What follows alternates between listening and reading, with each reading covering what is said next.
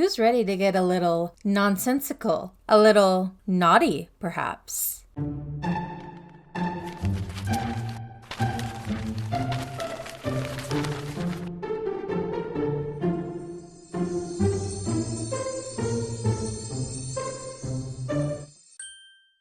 Merry meet, my fellow bookish witches. Welcome to Witchy Reads, a place where we talk about books and other bookish things. Some interesting books have recently piqued my interest, as it were. I decided that the best course of action in reading these type of books is to come up with a fun themed vlog series. What is this vlog series? I hear the void asking myself. What it is going to be a series of 3 vlogs where I read 2 books that fall under what I consider nonsensical naughty. The books that are paired together for each vlog also have things in common, be it an author, a narrative device, things like that. Is this just an excuse for me to pick up some smutty books? It's possible. For my first vlog, I will be reading 2 books by the same author. First we have Squeak, and then we have Unhinged. Obviously between the two, Unhinged is the more well-known, I believe, though I think Squeak is popular in its own right. I know a little bit more about Unhinged in that it is basically the story of a woman who,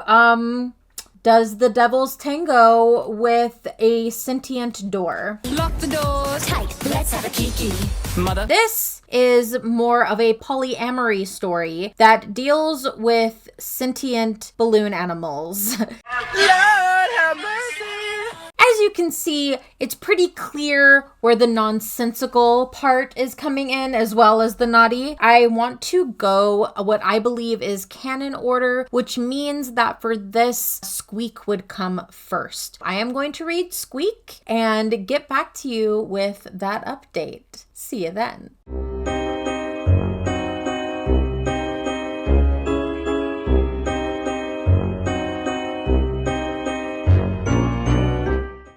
I finished Squeak, finished it in one sitting, basically, not surprising. It is only 55 pages. Considering how much is shoved into this story is pretty impressive. I will give Valentine that. She came up with a very creative story. What this is about is a polyamorous relationship between 2 men who have been transformed from balloon animals who once were at a circus into human beings, men, along with a college student named Poppy. So we have Poppy, and then the 2 men are Sebastian and Keen. Sebastian and Keen were created by a witch who has the power to do tulpomancy. It is essentially giving sentience to objects. It's very reminiscent of a imaginary friend in that the person who creates you has a level of control over you. The main through line with this story is that these 2 guys, Sebastian and Keen, are on the run from their creator because she was abusive. There is a content warning for this book for a lot of things in it, namely the naughtiness, as it were. They also mention in the warnings that there is mention of like flashbacks of abuse and things like that, and it's basically their backstory with their creator. I feel like it is a little bit more triggering than what the content warning gave. It was a little out of left field how intense the abuse was, especially considering that it doesn't go into too much detail. I pride Valentine for being able to write those feelings without having to go into too much detail. So that was another plus for this book. I also really enjoyed the characters. I think the characters were fun. Had the book been a little bit longer, they could have been a little bit fleshed out more, and I could definitely see the characters being more 3-dimensional had they been given the space to do so. Now onto the things that were a little iffy with the book. It is short, so I'm giving it grace for this, but the story seems to have an A and B plot that do not mesh very well. It's very evident from when we go to A plot to B plot. A plot is we kind of get the boys' backstory. They meet Poppy. She is an art student at the local college. They are trying to perform a ritual to completely remove power from their creator. And in order to do that, they need someone to draw these specific sigils, and they have to be very precise. Sebastian decides to enlist Poppy, who he's met, who is an art student, help them with creating these sigils. Now, Keen is jealous because in Sebastian and Poppy's interactions, they're very flirtatious. It was a little over the top, I feel. Nothing, I mean, yes, they were flirty, but it was nothing crazy. Honestly, Sebastian and Poppy, nothing really went on with them. There was a moment where like they contemplated kissing each other,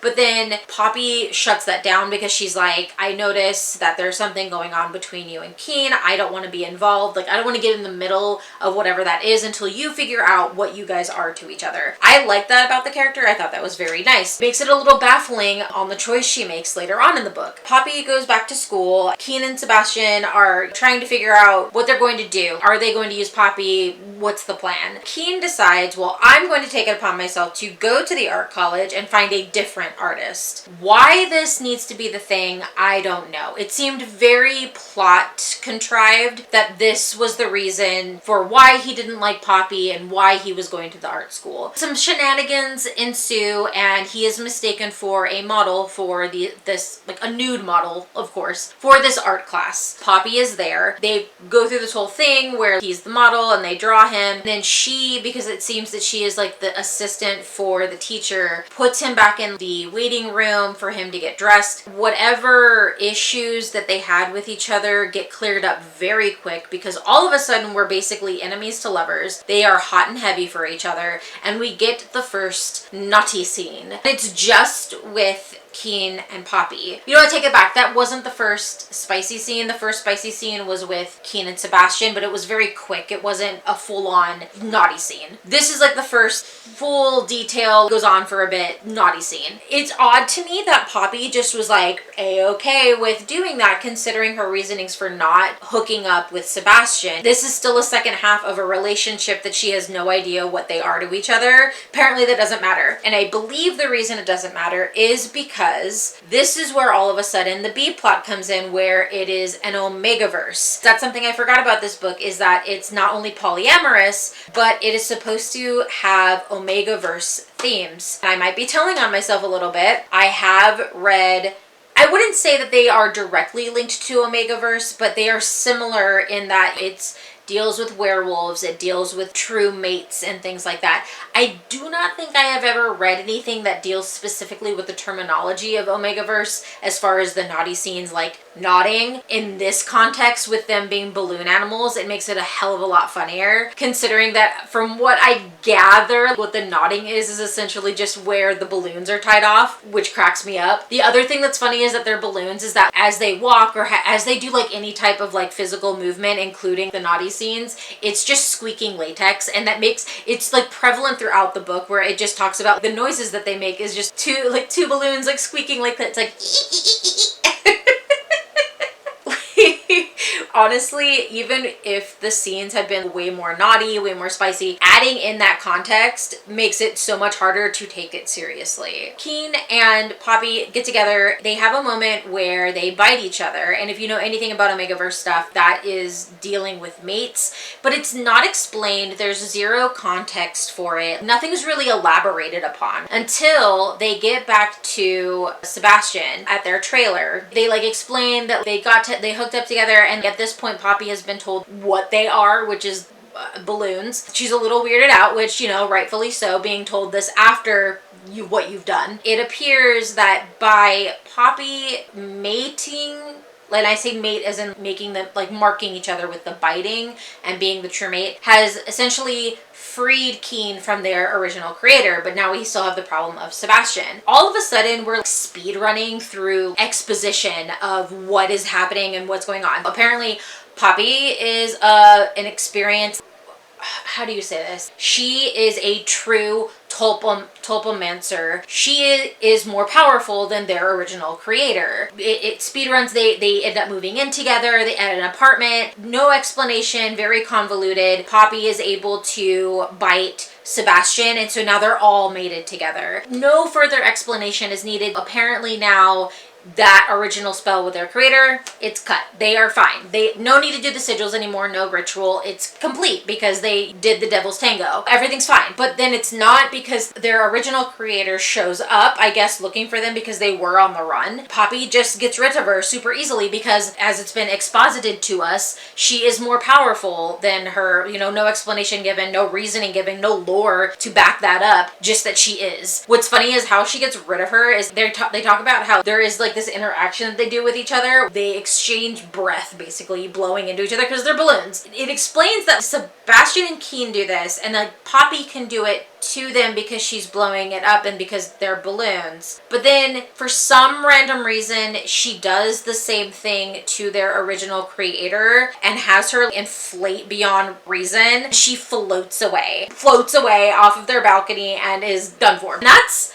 basically the end of the book. I know that there is a sequel to this called Squeal. I get why she wrote a sequel because this just feels very incomplete. I feel like so much more could have been done had she given herself a little bit more space and just more pages to work with. That speed run of the lore and the context of everything as far as the tulpomancy, which I found very fascinating, I'm not gonna lie. I wish there had been more explanation for that. It dampens for me the experience, which it's one of those things where I feel like you have a balance with these books of having the naughtiness versus the plot. This just wasn't mixed well with both, and I feel like maybe it was because she was kind of focusing on the spice, but even that part, even the naughty part, we get that final big naughty scene with Keen and Poppy, and then we really don't get anything else. It's alluded to that they do more with Sebastian and as a throuple, but we never really get a full description of that, which is very disappointing considering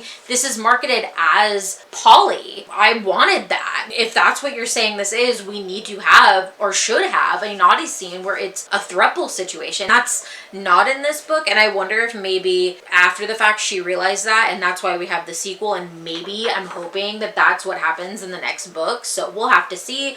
I don't know. We'll see if I read it.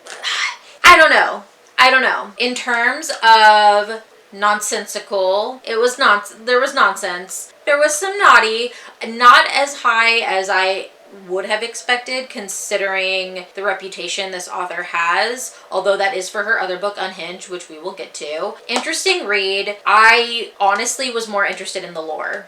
That's where what I'm walking away from this, is that I wanted more of the lore. Next, I am reading from the same author, Unhinged. I believe this is going to be a situation because I believe she wrote Unhinged after this book. What I am hoping for is, because I have looked at book, I also have the physical copy of that book. I bought it from her website. I got like a package deal thing. I have a video of the unboxing of that. Unhinged is longer. Page length is longer. I feel like that is going to be to its benefit because I feel like that's going to give her more room to maybe delve into more character background, character setup that I feel definitely was lacking in Squeak. That is what I am hoping for. I am hoping just for like a little bit. Like, I get the point of these books are to be weird, naughty. You can do that while having that foundation of good characters and a good plot. If you're going to include lore, good background for that lore. That is what I am hoping for from Unhinged. We will have to see. Should be interesting.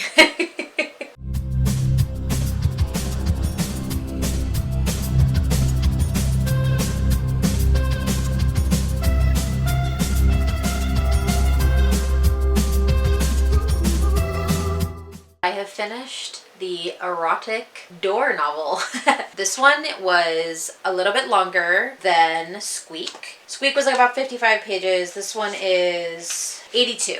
82 pages. I think that those additional like 30-ish pages made a world of difference as far as her story building and her character arcs. I feel like Valentine, I think she's very good at writing novellas because I feel like this falls more under novella. Squeak, I think, could be argued that it's more short story just because the length of it. Where she is strong is in novellas because I just feel like she needs a little bit more room to breathe. Is this story perfect? No. That is even outside of the weird naughtiness. The whole point of view is from that of a door in an apartment complex, I am assuming, because there is a landlord super character plus the woman who lives in the apartment that the door is lusting over. The setup for it being tangentially related to Greek mythology in that boy Zeus is the door's father, that kind of makes him a demigod in some kind of way. It was a smart choice. It grounded the novel a little bit. You're able to suspend your disbelief to a certain point, just including that little tidbit. It's so minute in the grand scheme of the story. It's just excellently done to just make it palatable for a lot of people, which it did for me, quite honestly. I do like Greek mythology. I think it makes sense that Zeus would have relations with a giant oak tree just because it looked suggestively at him, or he thought it did, which is just a whole other part of hilarious of this story. So we have Driss, which I believe is what he names himself once he becomes human. He is the door. He is visited in, I am assuming, his dreams by his father, who explains to him that, hey, I am your father, and by the way, I know that you want to be with this human woman that you've been watching over. If you want to be with her, you have tonight to go into her dreams and convince her that you are this sentient being. The only way that you can then become human is if you can convince her to have relations with you. Logistically, how that's going to work, he doesn't explain, but just that's what needs to happen in order for him to become human and to be with his human. He does that. He goes into her dreams, explains everything. Right off the bat, she's like, this isn't real. Ultimately decides to just get drunk and does a why the hell not. I know we don't get her POV, but I really want to know the mental gymnastics this character must have gone through in her head to get from, this was a weird dream that I had, to, yeah, okay, I am going to F my front door. I do think it's hilarious that she Lysols the shit out of the handle, goes so far as to put a condom on it. There are so many steps she takes before she does the act. Nowhere in the process of these steps does she question what she is doing at all. She has made up her mind. She has this resolve. She's going to do it. I don't know, like if that was me, I have an issue just buying stuff on Amazon. I go through so many different ranges of emotion and back and forth on if I'm going to purchase something, and yet this woman was so set on banging her front door. Nowhere in the time frame of lysoling, condoming, and doing all of this stuff for the door, she never doubted that decision. I guess kudos to her for being that type of person. I mean, we do find out later that she is a bit kinky, which, you know, good on her. We don't kink shame here, obviously. That's basically how that goes down. Now, prior to all of this, the door, had been monitoring her and watching her, and he knows that her landlord isn't a good guy. It's very much implied that he is not only a creep, but a murderer. I don't know if it's implied that he's a serial killer, but he at least has murdered one woman. I don't think she lived in the building. I think it was just someone he was dating. I'm really curious the vantage point of what this door can see, because apparently he can see into the hallway, which makes sense,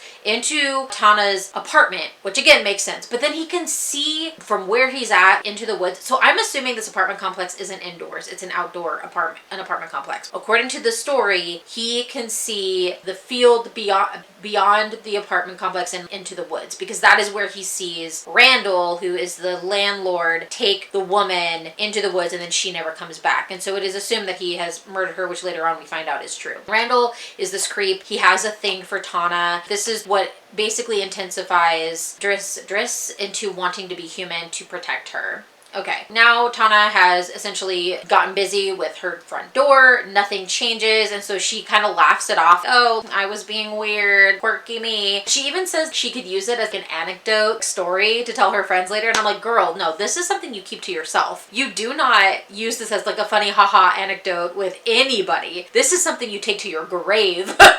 You do not go around going, ha. So let me tell you, one night, like on Saturday night, I was bored and lonely and horny, and I drank a bottle of wine and then effed my front door. No.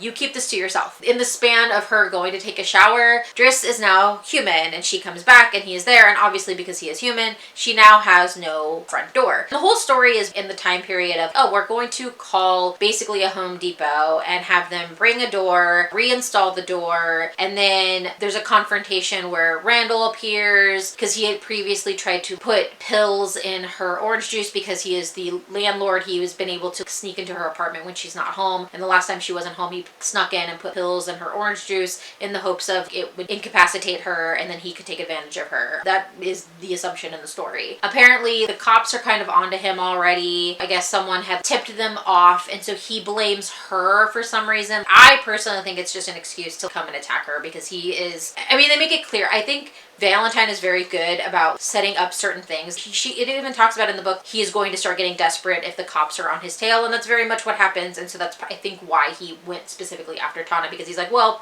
I don't have a lot of time, so if I want to get with her, if I need to attack her, I'm going to do it now. He shows up and there's a big confrontation. In the middle of this scuffle, a gun goes off. Driss is shot. As he's shot, he turns back into a door, and that's never explained why that happens. What I can assume is that it was a defense mechanism to keep him from dying, which would make sense. This whole confrontation, you see a man come at you, you have a gun, you're trying to take this woman, this man comes in to defend her, the gun goes off, you know you probably shot him in the chest, and then all of a sudden he's this giant oak door and he just tumbles on top of you. Wild.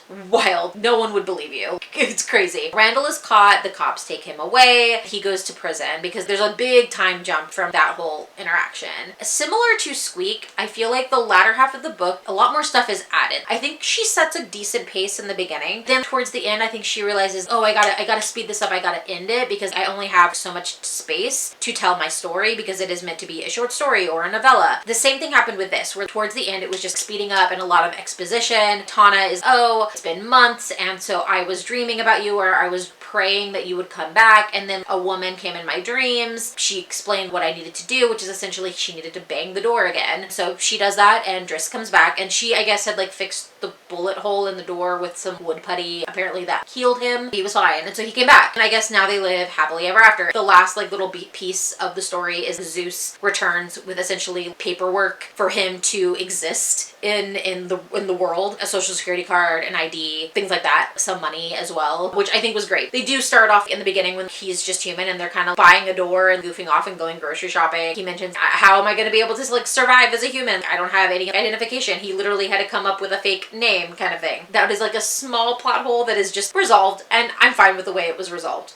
Of all the things in the book, that is my least minimal complaint in that. I think this is actually a very well thought out story. I think it's an interesting story. I think it works. Personally, I think it works. The fault of the story is that I feel like towards the end, the pacing changed and she was trying to fill in a lot more exposition with very minimal pages left. It changes the vibe of the story, makes it, I think, a lot harder to enjoy towards the end. The spicy scenes were okay. I think it's interesting that majority of the spicy scenes were her basically effing a door, which I mean, I guess makes sense because it is the erotic door novel, so that is primarily it. The only spicy scene we get with them being human was a hand job.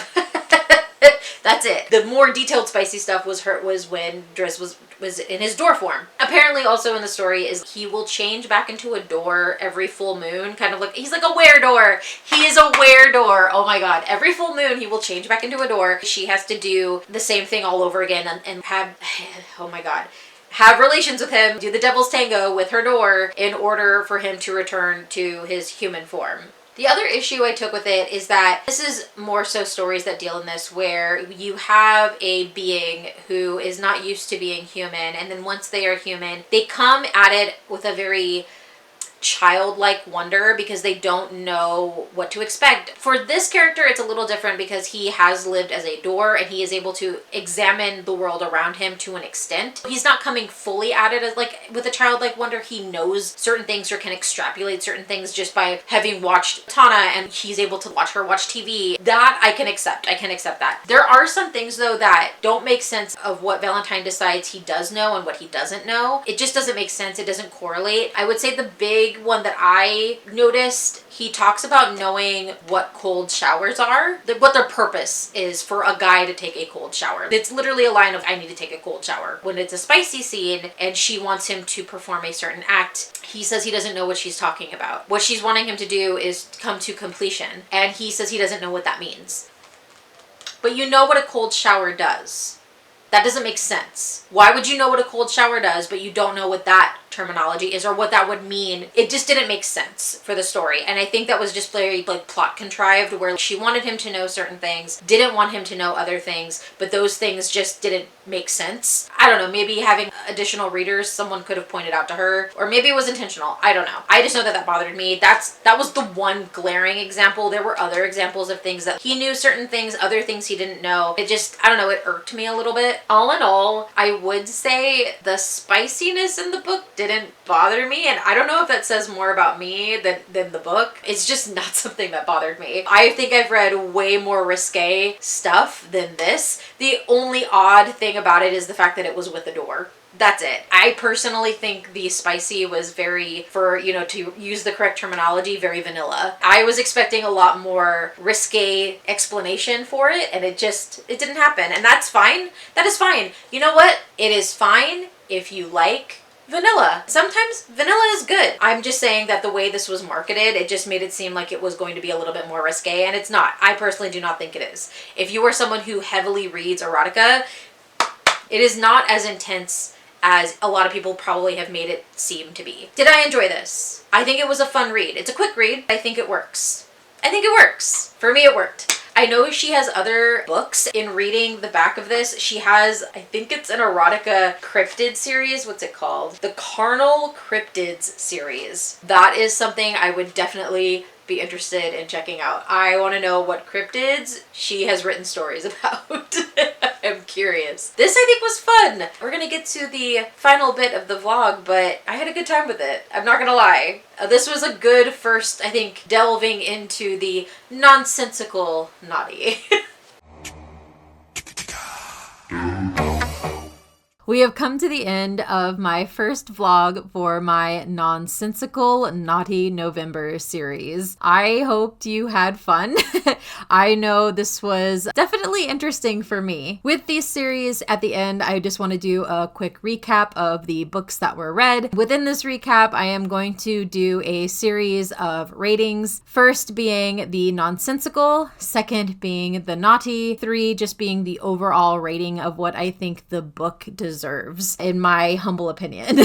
First for this vlog that I read was Squeak by Vera Valentine. This, I believe, was one of her first books that she wrote. I can definitely see that in the writing. It should have been longer. She should have given herself a little bit more room to breathe with this story, which I think again explains why this one in particular got a sequel. Still not sure if I'm going to be picking that one up. What I like about this story is I liked the lore that she did try to build within it. I feel like that is a theme that she does throughout, at least throughout the 2 stories that I read. For this one, it was tulpomancy. I wish it had been built upon a little bit more. In my opinion, think it is a little disingenuous to claim that this is an Omegaverse book. There are themes that are Omegaverse, I would say, adjacent. In my limited knowledge, I have a hard time feeling that this truly falls under that category, just because I don't think it dived into those themes enough to qualify. For the nonsensical rating, I would give this a 3. It's mainly to do with the fact that the balloons are made of latex. She goes really in deep with the sound effects of the balloons and stuff like that, and I think that adds to into the nonsense of the story, which I actually really appreciated. I think it made it a lot more funny, made it a lot more enjoyable that she added that little bit of it. It does happen quite a bit through the story, and I feel like if you're not finding it entertaining, I could see how that could be a little grating a bit. I personally found it funny. For the naughtiness rating, I am giving it a 2. I was going back and forth on if I wanted to do a rating between a 2 and a 2.5. Ultimately landed on a 2 because I do not think the naughtiness in this is anything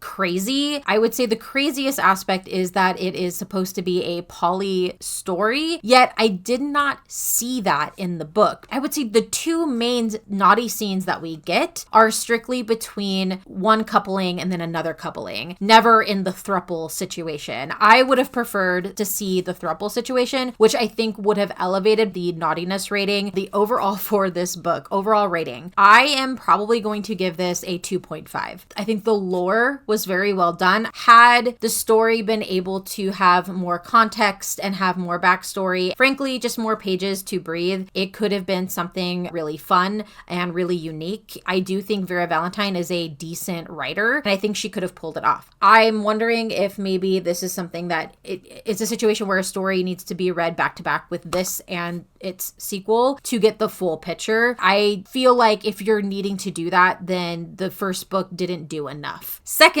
we have Unhinged. This is the more popular of the two that I read of Vera Valentine's books. This is the erotic door novel. I really liked the lore set up in this book. I am a big Greek mythology fan. I liked that that was incorporated in the story. I thought it was a brilliant way to ground the story. It made it a lot more fun. I just think it just made it a lot more palatable and made it easier to get past the nonsense that was happening and be like, oh, okay, there is a reason behind what is happening. I appreciated that. Because it had that explanation, it does, I think, dampen the nonsensical aspects of the story. I feel like it is a decent explanation as to why the things are occurring, why Tana is having relations with her front door. For the nonsensical rating, I am giving this, I'm giving it a 2. I am not someone who would have relations with my front door, no matter what kind of dream I had or who is telling me that I'm gonna get my frog prince be set up.